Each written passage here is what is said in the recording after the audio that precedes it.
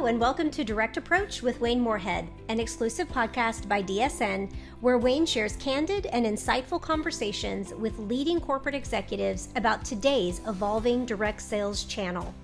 Tune in every other Thursday for timely insights and relevant takeaways to grow and advance your business. In today's episode, Wayne is joined by Nancy Bogart, founder and CEO of Jordan Essentials. Nancy launched her company from her kitchen table with a homemade lotion bar, toddlers at her feet, and a desire to create a healthy product that she could share and sell to earn extra income. 23 years later, she leads a multi-million-dollar company and is fulfilling her dream of empowering women while helping others live healthier, more vibrant lives.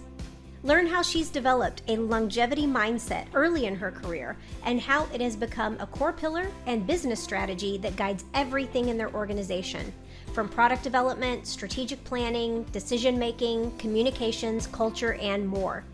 Nancy also shares their philosophy and practice of incorporating humor as a tool for weathering the inevitable storms of business, and how the combination of humor, transparency, and communication builds trust among customers, distributors, leadership, and corporate staff.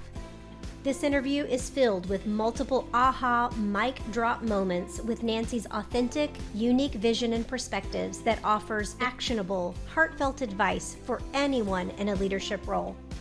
If you'd like to learn more from today's top executive leaders from some of the brightest brands across the channel, we invite you to join hundreds of your executive peers at the Spring DSU event Wednesday, April 19th and Thursday, April 20th in Frisco, Texas.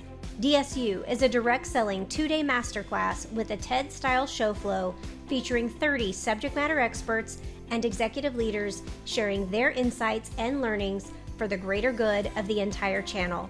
Learn about relevant topics and active discussions in the channel like digital and D2C marketing trends, companies that are embracing affiliate model structures, tech solutions for today and for building for the future, disruptive opportunities, and hear from leaders of recent acquisitions in the channel that represent nearly $1 billion in combined revenue. Plus, the priceless peer-to-peer sharing and networking that you can only get at a DSN event. Plus so much more.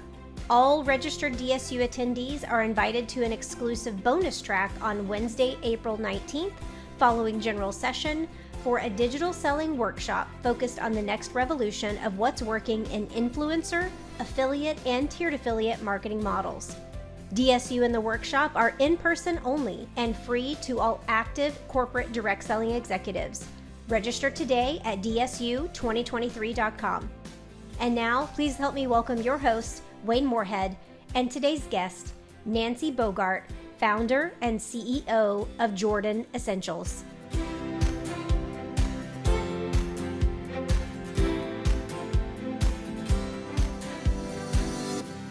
Hello and welcome to another episode of DSN's Direct Approach podcast. As always, I'm your host, Wayne Moorehead. And today I am very excited to be joined by another really inspiring direct selling leader. The company that she started in her kitchen has turned into a multi-million-dollar company now in its 23rd year. Wow, incredible, and congrats on that. I want to welcome CEO and founder of Jordan Essentials, Nancy Bogart. Nancy, thank you so much for being here. It's my honor. I'm excited to be here with you today. One of the things I loved as I listened to your DSU speech a couple of years ago, and I've gotten to know you a little bit better, is that your story of starting your company mirrors really closely what many of our distributors and our sales force go through. And that is starting a home-based business to generate extra, additional income for the family. I'd love for you to tell us a little bit about what drove you to found Jordan Essentials and why you chose direct selling as that business model. Well, I love that parallel you put together because I hadn't thought about it too much, but it is a lot like our distributors' journey as they begin it, because back in the day, nobody asked me to join their team. Wouldn't have that been a wholly different story? So I was a stay-at-home mom, and I think it naturally evolved into something that I needed, my friends all needed. So I think direct sales can actually naturally evolve out of people's needs 23 years ago as it does today.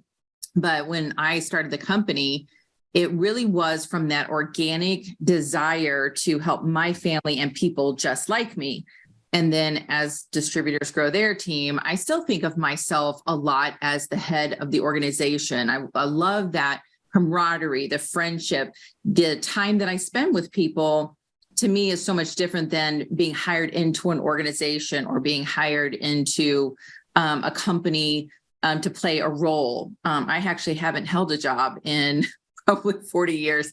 So I love the idea that, and I'm not that old, I'm exaggerating, but I love the idea the company is founded off of that holistic idea that helping other people helps you. And then that does kind of give you the longevity piece of it. And that's why you see so many distributors who stay with their companies a long time, that have the right perspective. And then, of course, there's the flip of the coin, other people who do it a little bit differently. I love that you brought in this idea of perspective, because again, as I became more and more familiar with your story and the story of Jordan Essentials, I feel like that is absolutely one of your superpowers. It's something I wish I had more of and I was better at, is keeping this amazing perspective throughout all the challenges, the ups and downs, the highs, the lows of entrepreneurship, and especially as you've scaled this company to the huge company it is today. And as part of that perspective, I think you've kept this really kind of long-term view of things, and you've called it longevity. And I would love for you to talk a little bit more about what you mean by this idea of longevity as an approach, as a mindset, and as a philosophy. I do think that's our secret sauce, the perspective that I've had, because I didn't always have it. And I think in the beginning, it was so hard. You get this big, fast growth. In 2004, we were listed as one of the 5 fastest growing companies in the state of Missouri by the Missouri Chamber. And we were in magazines and on the news. And I was just the stay-at-home mom who didn't want to get a job. And then I was working all the time. And so I had to quickly decide how I was going to do this, I remember one day I was around a conference room table, like one of those big old, like cherry mahogany ones, like with an attorney or something. And I'm sure I had like a kid on my hip or something. And I couldn't lift my left arm. It was like frozen. And I was so stressed out. It must have just been so much tension. And I thought, this isn't how this was supposed to be. And so I go to lift my left arm and I had to kind of place it. And as I was trying to hold my left arm up, I thought, I'm going to have to change my perspective here. And what is the goal? I was really worried about something that was happening that day. And I thought about how I was going to raise my children. You think about the contributing member of society you're trying to make. You don't think about the day they spilled something or something happened. So I thought about, we decided to change how we looked at it. And we decided to think more about longevity. Well, this too shall pass. It's going to happen today. But long-term, this decision, like we didn't make decisions to like bet everything on this one idea or this one app or this one software that was going to change everything today and make us millions. We're like, okay, so we played it safer, thinking, okay, well, for the long term, we have to make house payments. We want to be able to do all of these different things. And so I wanted to be sure that we had the opportunity to go for the long haul, because I wanted my kids to have that direct sales home, as it were, and move forward. So that perspective changed when my kids were little and I couldn't lift my left arm sitting at the table. And I'm like, this is not how it's supposed to be. Today, here I am almost 20 years past that. And that, I don't remember what it was that day, but we did go home and say, got to be thinking more about longevity. I love that. And I think another thing is that it becomes this filter for decision-making. And it lets you really quickly say, look, this is part of the long-term plan, or it's not part of the long-term plan. Let's move forward.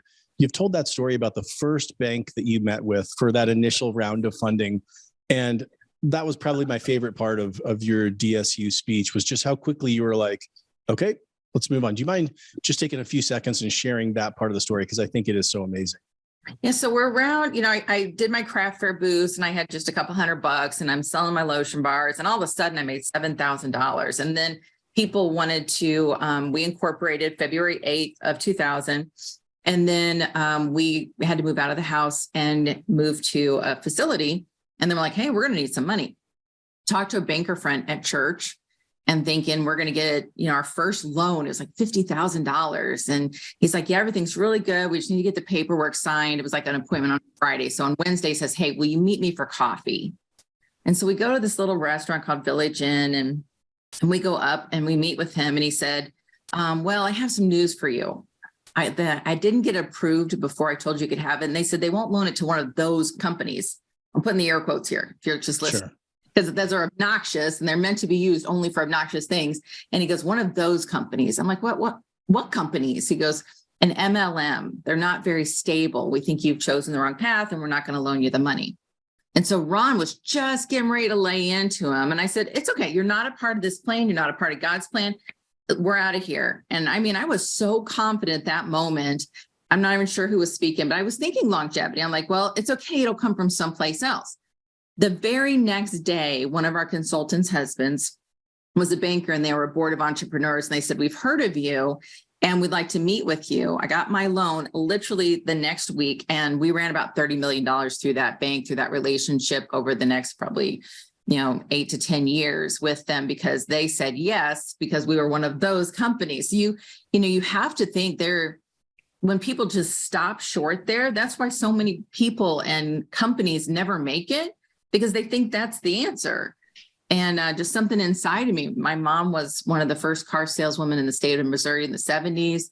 My parents always were like, okay, well then let's go find a way. Let's go find a way. That was always sewn into me. I thought, this guy isn't the way. His loss, and it was his loss. But sometimes we always think it's us and we think that's the end. That confidence has held me through, but I've lost it a couple of times. I have lost that confidence. And usually one of us will try to remind each other. And I sew it into our team. So I'm like, hey, your part-time job is reminding me of the good stuff. So we remind each other all the time. It's a part of our culture. That's such a powerful example. It's such a powerful philosophy, because it does stand in stark contrast to so many entrepreneurs, at least that I know, where they take that short-term mindset where it's, hey, I'm going to give this a 18-month or 24-month run. And if it doesn't work out, I'll just start something else, or I'll, jump back into more of a 9 to 5. And so having that longevity mindset, I think, is so powerful.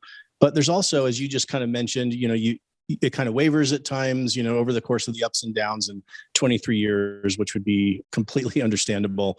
There's also a balance. So as a founder and a CEO, as we were even talking about just before we were recording, there's lots going on every day. There's huge tasks and deliverables and the occasional fire that's going to need your attention. How do you balance having the long-term kind of strategy and vision with the needs of the short term? Right now is a great example. We don't normally have big supply chain issues. And then, we make bath and body products and we're calling it Shapeapocalypse 23. We had a problem getting shea butter and we make lotion with shea butter in it. And it's really easy to get into something I can't control, I can't get past, and having a mindset that it can be so hard to encapsulate. Dale Carnegie has a principle called day tight compartments. And then you take that problem and you stick it into that compartment and then you lay it down at the end of the day. Because one of the things we don't want to do is end up having a heart attack or suffering your health or taking, all the good things that you've worked for and trashing them over Shapeapocalypse 23. So we always say, how fast can you make it funny? And it isn't great. I made up these cute little $5 gift cards and a little note that says, this is well beyond what we'd hoped for. We're calling it Shapeapocalypse 23. We expect your product to be back in the next 2 weeks. Enjoy this gift card on us. Your product will be back in. Here's a substitute. You're not going to wrinkle in the meantime. We got you. I think that sense of humor and weathering some of the storms together. And if somebody's down, letting somebody help you back up, but we don't commiserate. If you are down, there was, I don't remember who the psychologist was, but it was somebody I listened to at an event. And they said, you got about 9 minutes to complain. The 10th minute, it gets into your head too long. So we'll say, hey, you got 9 minutes, go ahead and vent it out. We call it burping. You need to burp that out. Go ahead and burp it out. But then we got to move on. But that's a culture thing again. Do you want to be around people who are like, yeah, that's awful. Let's sit around and cry. Now, my 4 kids work for me. My middle son is my plant manager, and watching him struggle with Shapeapocalypse and how he's going to learn these skills, and when does he take it home, and how does he drop it, and what's his family going to form and look like, it makes you think of it in a different way. But you don't have to have your children work for you, and you don't have to own the company to understand that people are watching you. We're influencers in our everyday lives. And I mean, sometimes some people say some things, I think, I don't understand how you could actually say things like that and not know that your influence is negative or your influence is positive. You're going to go left, you're going to go right. And when we start to see ourselves as influencers and we're more positive, we can make our communities better places. But there's so much negative out there right now. I mean, if I could impart anything, is you get a chance to make a difference, make a good difference. Do the best job you can. Not everybody's going to receive it that way, but man, this is just an opportunity. So we just try to make it fast, funny, fast. I love how fast can we make this funny? That's my husband saying. It's awesome. I love it. I may steal it or frame it and put it on the wall. I think that is a great reminder every day. Right. And you also mentioned this too shall pass. I think that's true, yeah. For good things and for bad things. So, you're going to have ups and downs, and it's your job just to kind of keep moving forward. You mentioned a couple of things that I want to circle back on. And the first is family. I love that you've involved your family in the business. I think your children are getting these incredible experiences that are so valuable. I'm sure they were involved early on, just kind of running around, watching everything, and now have very significant roles there. And I'm sure it's had a tremendous impact on their lives. And I love seeing founders and CEOs that really try to blend family and work as much as they can. You also mentioned culture. And I know that this is something that is really near and dear to your heart and very important to you and your company. And your culture gets shaped both kind of deliberately and almost unintentionally at times. And you've talked about letting the employees in the field know that you're in it for the long haul. Again, getting back to this idea of longevity. Can you talk about how that's impacted the culture there?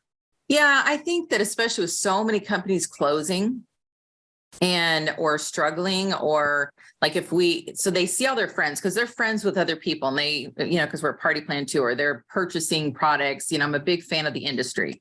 I mean, my earrings are Trades of Hope. My, bags come from 31. My wine comes from the Traveling Vineyard. I want to support my industry. So they have friends out there, and they see, a company go down, or they see a supply chain issue, and then a company goes out. They're not hiding underneath a bush. And so my transparent moments with them to say, here's where we're at, here's where I'm at. And then especially the people closest to the top, they're running a business. And I've watched companies go out of business, and then their field comes to us, and we bring them in and make them a part. And I've listened to what happens in the heartbreak, because when you stand in front of people and say, this is the best product, join my team, it's their integrity that says, this is going to be a great thing. Trust me, buy this product, trust me, join my team. And if the company goes down, or if it has a product issue, it feels like their integrity is right there. So the trust that gets built over time, having a founder-led company that's transparent and talks through things like Shapeocalypse, or shipping issues, or we didn't really have problems with COVID 3 years ago. It swept through this December, horrible timing. We had a lot of sick people out. And so I just let them know. I'm very honest about that. And they all know that my kids work there. I said, want them to have a long-term career and opportunity, that we're a debt-free company. And I'm very present, because I'm in this for the fun and the friendships and the flexibility, and a lot of the reasons why a distributor would be. So I think part of that allows us to have something so much more than just a company. That culture that we build into clear communication. Now, there's a limit, because there's a lot of stuff I'm sure they don't want to know. There's stuff I wish I didn't know. But we want to help them, because they're running a business, especially at a certain level. I had this epiphany the other day. I thought, if I had to wait until somebody just handed me what my specials were going to be, what my incentive is, what the new product is going to be, and have zero say in it, how would I feel? Because I get to have the ultimate control. I mean, I can shut it down tomorrow. I can add this product. I can turn it all purple. And then I don't know what it was. In January, I was doing a lot of reflection. I sit down and take some time. I took about a week. And then that came to me, and I thought, sometimes when they're feeling edgy, or they have no control. So we're going to start having some of these little task groups within my leadership, where they've got some feedback groups. If we're going to change something in the comp plan, if we're going to do something, I mean, I know people do focus groups and all that, but these are people who need to have a voice, because I don't think I'd like that, just having stuff handed to me, which I've seen so many companies do, especially right before they go out. You'll do this, you'll do that. They'll like this. I never heard anybody complain. And then I see them, they're out a year or two later. Right? To give any corporate advice right now, don't assume everybody's just going to be fine. These people are passionate. They're important. They signed up to say, I believe in this and I believe in this and trust me. And you have to earn their trust. And I think great communication does that. Wow, that's really powerful. Great insights there. And I love that you talked about the autonomy, not just having something handed to someone. I read recently in a Forbes article where they were talking about the level of autonomy that an employee feels is going to be directly correlated to how long they stay. So if it is just here, just go do this, and decisions are made for them, they feel like a cog in a wheel. And to that point, how do you help let employees know that what they do makes a difference, that their actions directly impact the top and bottom lines? Internally, my corporate team. Yeah. So we manufacture. So we have about 40 some odd employees. 4 happen to be my kids. 2 probably should work there. 2 should probably leave. No, I'm just kidding. So our team, a lot of them who start working there have no idea what direct sales is. So for example, I just trained a new production assistant and a new a person in shipping. And so we have our birthday consulting kits, and I added some confetti. And I was telling them how the new consulting kit begins their journey. When they open that box and they see what's inside, a lot of them will unbox online. And so I said, so this is Nancy from Nixa. She's going to have her birthday today. And so they'll holler out whose birthday it is as they put the kits together, because we had a ton of them come in because we did a half price kit deal. And so they're out there kind of getting how it works.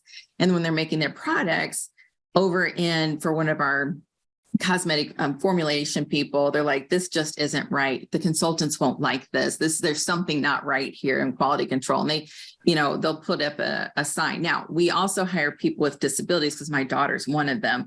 We have about 25% of our staff. So I wanted our company to look like a city should. Like, should be open. It should be where people with different abilities, you make modifications, because she was having a hard time finding a job, to be honest. And so about 25% of our team, they might have a job coach, have somebody come in, and then they understand how the consultants do their business. I mean, I really feel like it just, in Nixa, Missouri, we've really expanded past going in and working and coming home. And we always say our products smell good, feel good, and do good. And so they know that when they make our little lotion bar, and you're going to pour it with love, and you want to make sure it's just perfectly beautiful. And we do a lot of smaller batch, we hand poured 5 million. We kind of this little thing we do, that it's people in community making products that go into our community that make a difference for people, that they're never sold in a store, and that it's really important. So, they need to show up to work. They need to be thoughtful about their quality control, but we don't do big assembly lines very often. Normally it's going to be a smaller artesian batch. So each one kind of has its story. And so it's important that, because we have 150 products, finance department and, logistics would like me to have less, but we have about 150 products in our product line right now. And we've I know we're up over 40% in the last 3 years. Pandemic, hand washing, we never got off.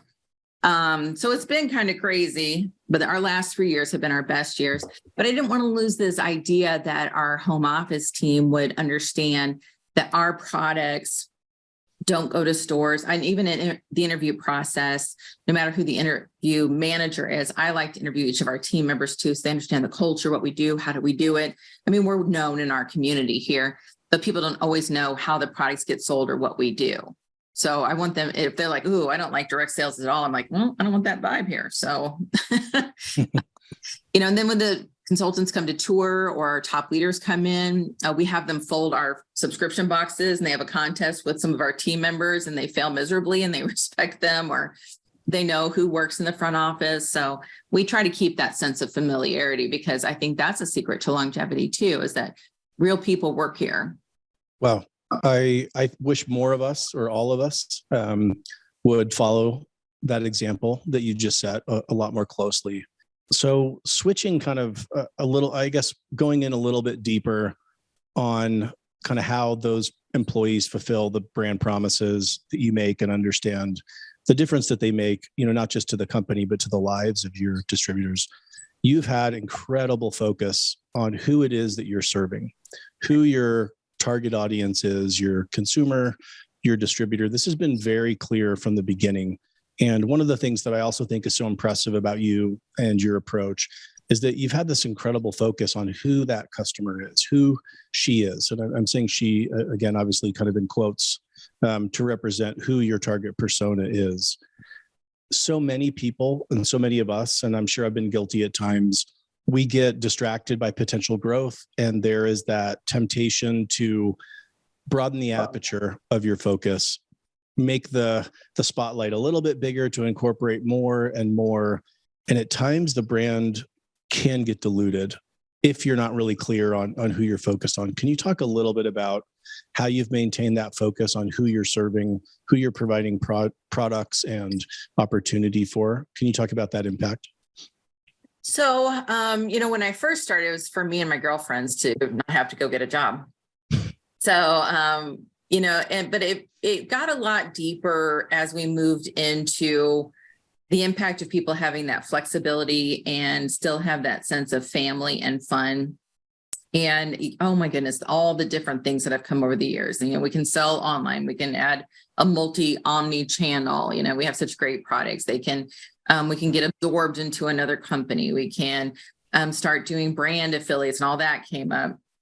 So I think when we came down to it, because at one point I'm like, oh, we could carry hammocks. And Ron's like, what are we doing with hammocks?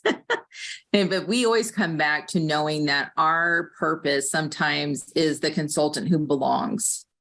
If she can belong and she loves the products and she shares with a few friends, that top leader has a lot of people who belong. And I will tell you, it just kind of gives me goosebumps thinking about it. I remember sitting down a couple of times just on the living room floor right over here and just grabbing my laptop in the pandemic, and I just put it on my footstool and I said, okay, guys, let's just get together. You're lonely. This is scary. I'm here with you. We would just get together and talk about it. And, that fellowship part of it was brought together by a Lotion Bar and soaps and fun stuff like that. But it was about how we create community, and that community doesn't always involve some things or some aspects. We had sometimes we'll have a consultant come in like, you need to do this, this, and this. It'll really accelerate your growth. But it doesn't serve that belonging, or it moves past a human barrier into they become numbers. And I know their names. So we just had our big 23rd anniversary birthday with the catalog launch. And I got to go to a little local event after I did my big launch virtually. And they had some people stand up who've been with us over 5 years, over 10 years, over 15 years, over 20 years, and there's Janie Beard, and there's, all the little gals that I know their names, that have been with me for so long, that make part of who we are, that have always hopefully felt treasured and loved and honored, and have helped build the company to where we are today. And all the new names, at the first 80 consultants, I knew their names, their spouse's name, and their kids' names. We had about 500 after year one. And so I got to know the consultants. But that's what feeds me. I love going to convention and meeting the consultants and knowing who they are. So knowing and being known. But it's been the last 3 years, especially that first year of the pandemic, I'm like, just keep your eyes on me. You are not alone.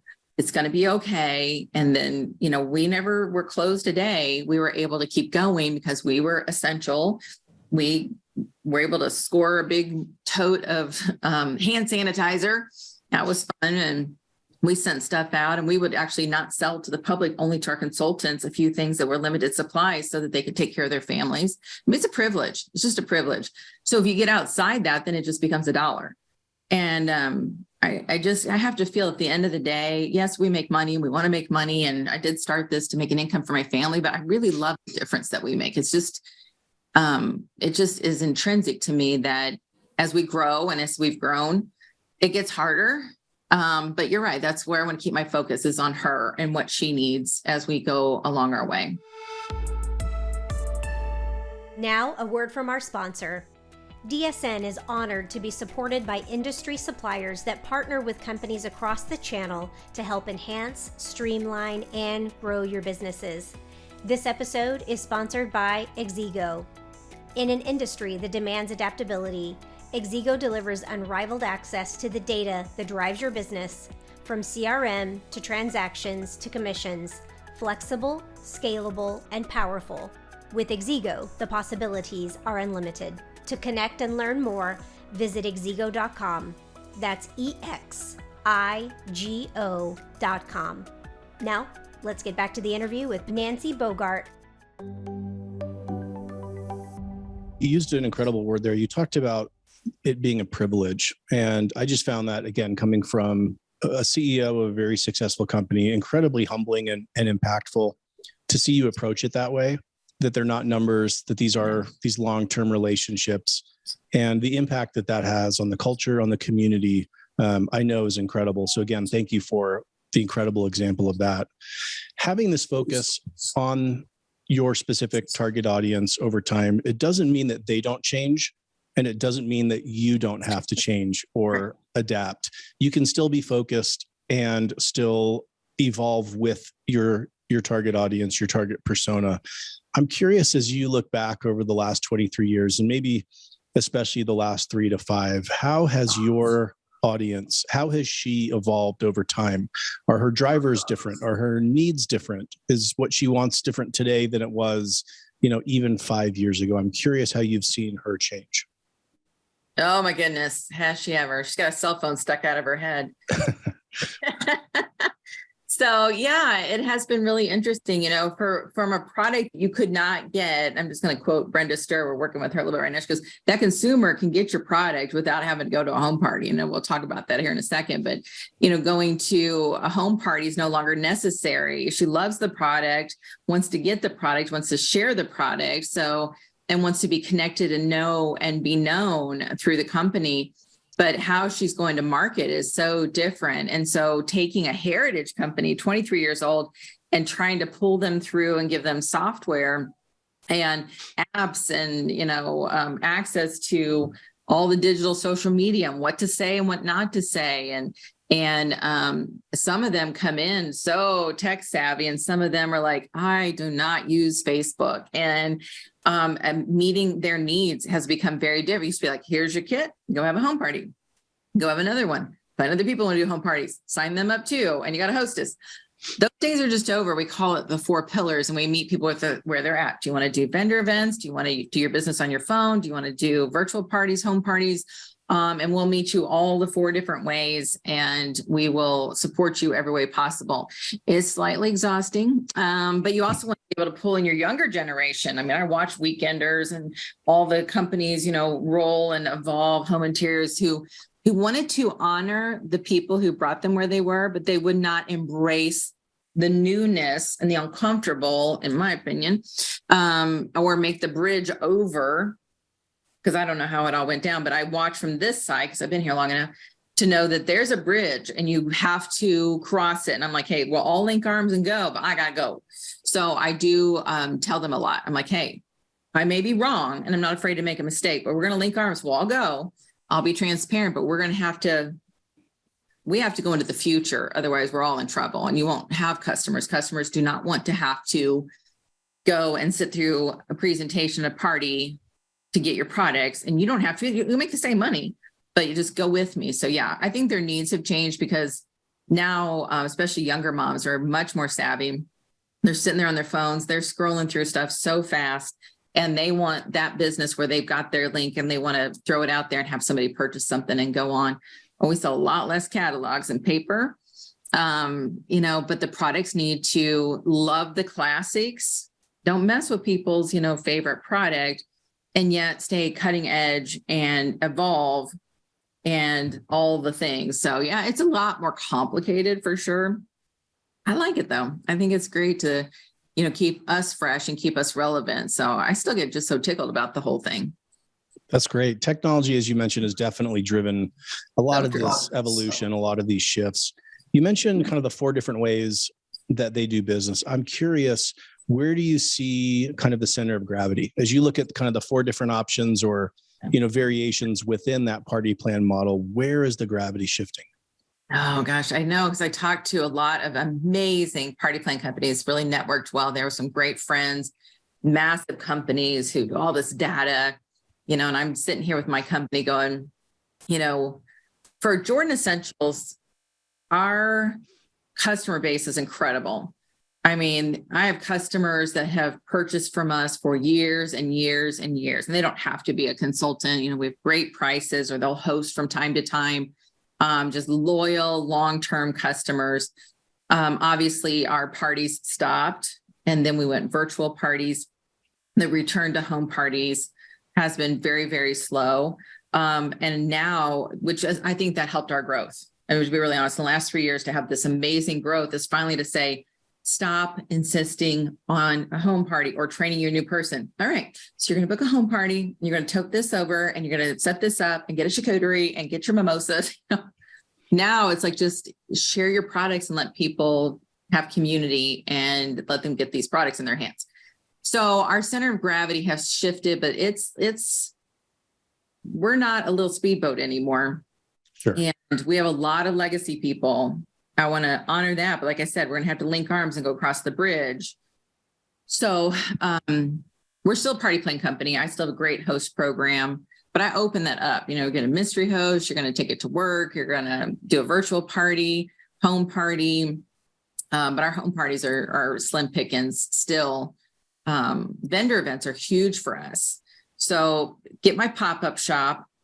I think our demographic loves to go to them, loves to have them. I especially saw an uptick this last year, which helped with our massive growth that we had again in 2022. I was really tickled to see that. So we created new vendor reward systems to help them with their events that they have.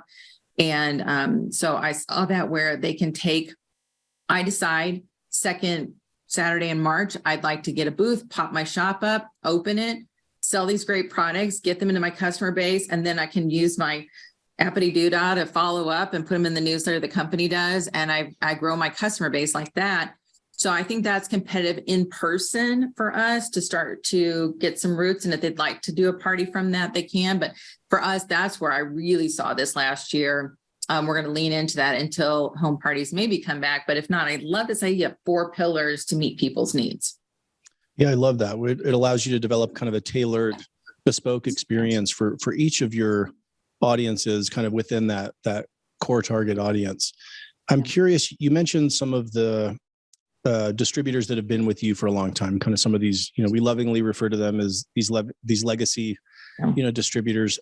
How have you helped bring them along? You talked about linking arms with them. Have you helped them shift into this new party plan landscape that is maybe more digital, more vendor, more pop-up activation versus the in-home party? How are you helping them evolve?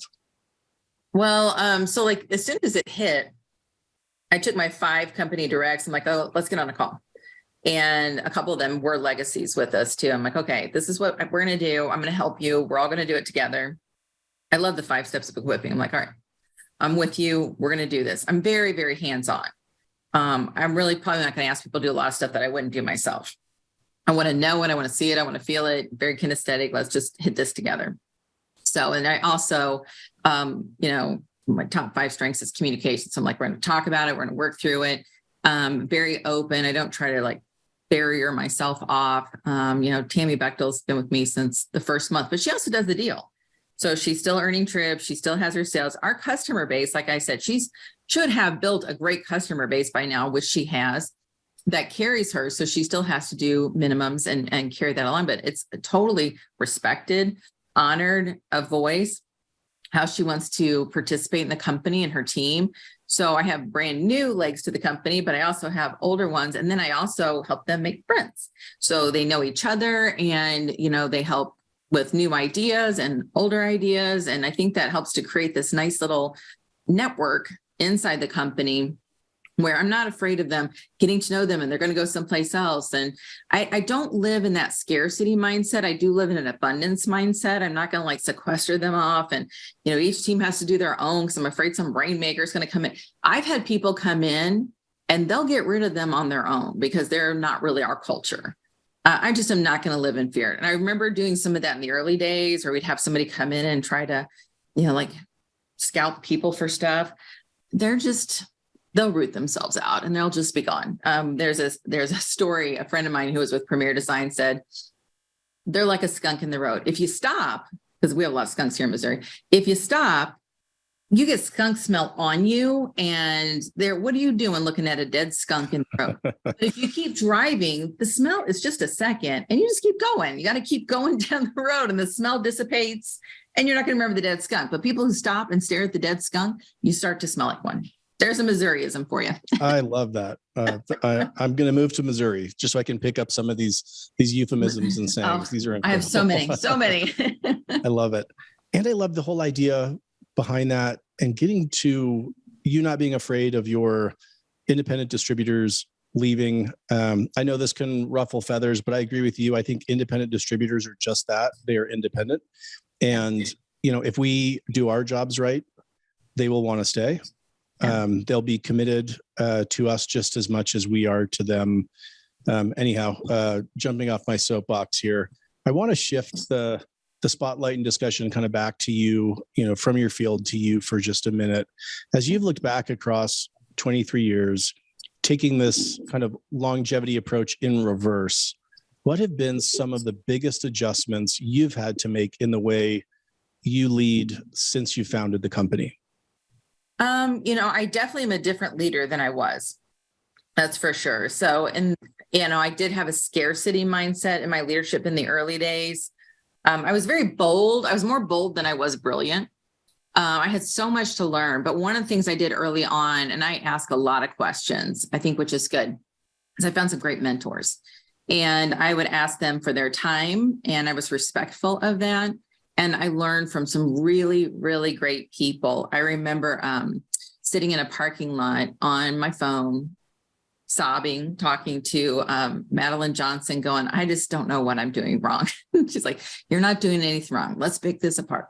And she just took all the time I needed to sit and visit with me. Joni Rogers Conte, I called her and said, Joni's great.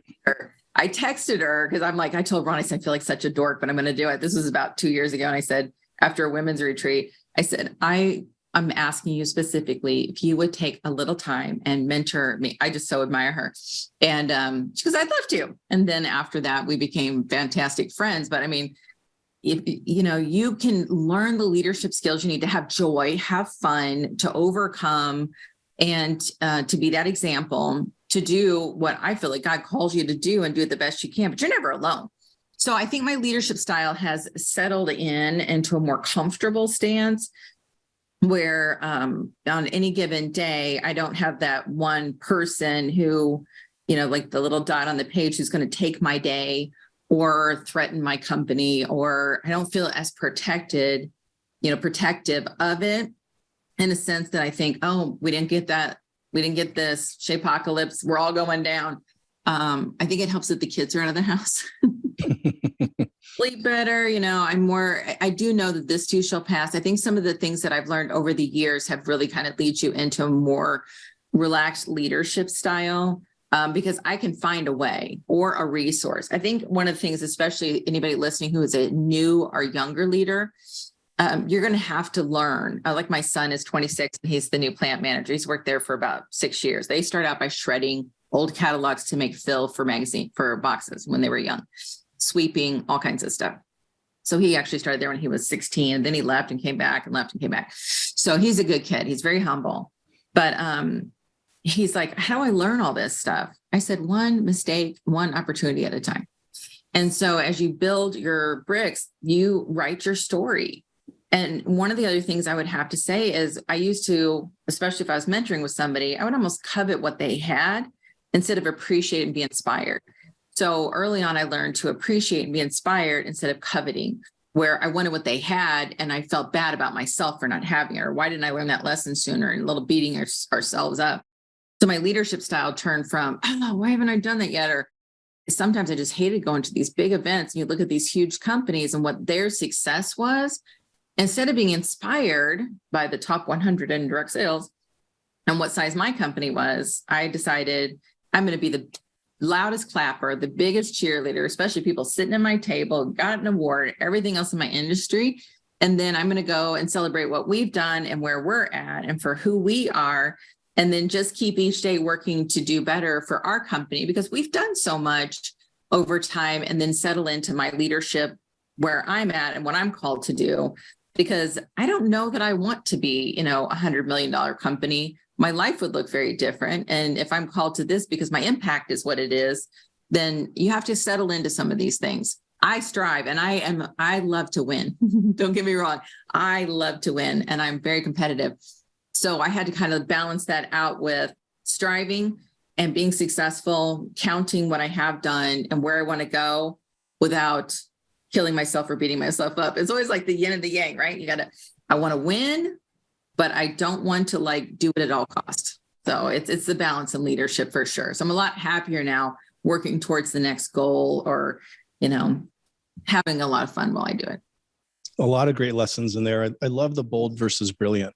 I think in the life cycle of a company, you probably definitely need to be more bold initially and willing just to kind of walk through walls to make things happen, like you did with raising money. But I also love, as you talked about, kind of the comfort that came as a result of the confidence of being in that role, going through more of the life cycle and the ups and downs in that company. There's a lot to learn in there from a leadership perspective. You mentioned Joni. I just want to give a shout out. She is an incredible leader. I've learned a ton from her, and she does so many great things at her company and then behind the scenes that a lot of people don't know about. So shout out to Joni as well. So now, looking from your company out through the direct selling landscape, what are some of the ways that you feel that direct selling companies, that we all need to adjust to really meet the needs of today's distributor and today's consumer? What's working? What's not working? One of the things I'm right now, I'm on the board at the DSA too. So I've kind of got this interesting little perspective after a couple of years of waiting and them asking me. I finally said, yes, I want to have a voice. I want to have a voice in this because our distributors right now are in a very interesting time. I think they're nervous. I think that they need, and then companies get nervous, and then it impacts the whole industry. So now I'm like, okay, now I'm involved. Now I'm momming up, right? So the heavy-handedness, or, it's almost like yelling fire in a movie theater. I think settling into what you have, I've seen too many companies right now who are going in and pushing other companies instead of linking arms and saying, hey, let's all go through this together. And taking care of our distributors doing the same thing. When we see a company go out of business, or our consultants do not and are not endorsed in any shape or form to go after people in other companies. Now, if somebody was looking to go to a company, you obviously would answer their questions, but you don't go asking people if they're happy. And our industry, once, the inflation starts and scarcity mindset hits, people turn on each other. And I think that's just unfortunate. Having an abundance mindset, an attitude of gratitude, and, learn that from my great friend, Joan Cabral from Vantel Pearls, and how she has taken her vision of gratitude. And she came and spoke at a couple of our events, just another great from our industry, is having that and having that abundance mindset instead of the scarcity. So taking care of people right now, and when we talk to our distributors, our Geordies, and something comes up and we talk about abundance and talk about how many people, I always say, how many people are in your hometown? They might say 200, they might say 2,000. And how many of them know about your business? And how many more people could you share? And where can you get out and meet more people? You can actually get out right now and or bringing in a guest trainer. And then layering on opportunity after opportunity for people to be joyful or have fun. We just did this sparkly little tumbler. It says, just a Geordie sharing my sparkle.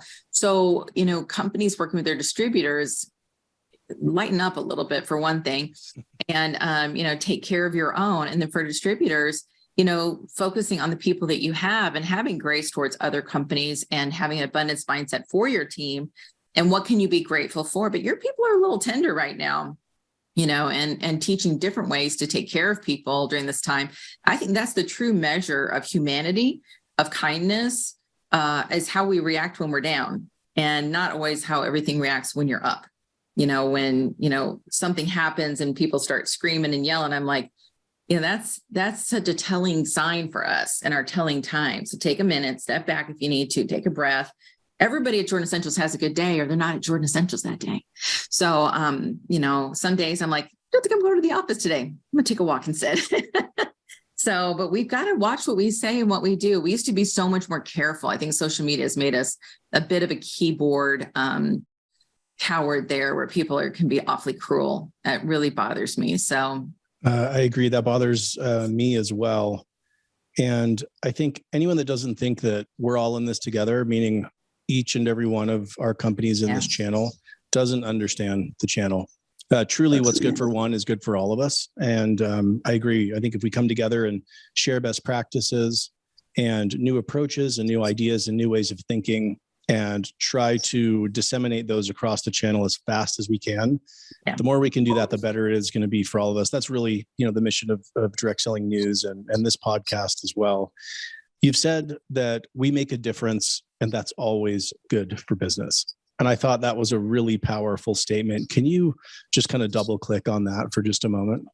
I think you can go to work and get a paycheck, and you can go to work, get a paycheck, and make a difference. So when you can, you should. And so a lot of times, no matter what somebody's role is, and I've taught this to my kids too, because they've had different roles, but I've noticed that people who have executive corporate positions feel like they can make a difference, where we can all make a difference. And so I think leading from that, because you look at your consultants, a lot of times we really focus on the people at the top and people who are earning trips. And sometimes if we can really think of it more holistically, that they can do good. So, like, let's say for ours, if they sell 200, they have a party, it's $200, they make $50. But at the same token, we were doing where they would also donate a meal to Feeding America.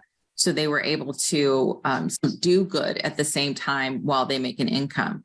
So making an impact and then having that philanthropic piece to the puzzle, you have to feel better at the end of the day, because yes, we have to feed our families. And yes, we want to have that financial income. And yes, a lot of people are altruistic on their own, but as companies, it's up to us to lead the way and to make that at the end of the day, something more important than just the bottom line. And then I think the bottom line takes care of itself once we do our business that way. That is the perfect place, I think, to end this podcast on that idea, just reminding us all we make a difference, and that is always good for business. Nancy, thank you so much for being here today. Thank you for sharing your insights, your wisdom, and all you've learned. We are excited to watch Jordan Essentials for the next 23 years. Yeah. Congratulations on this incredible milestone. Thanks, Wayne. It's awesome. Thank you so much for having me. Thank you for tuning in. We invite you to subscribe so that you are the first to know when new episodes are available. And a reminder to register for the annual DSN Global Celebration and DSU events April 18th through April 20th in Frisco, Texas. Register at dsu2023.com. Thank you for listening and supporting DSN and the Direct Approach Podcast.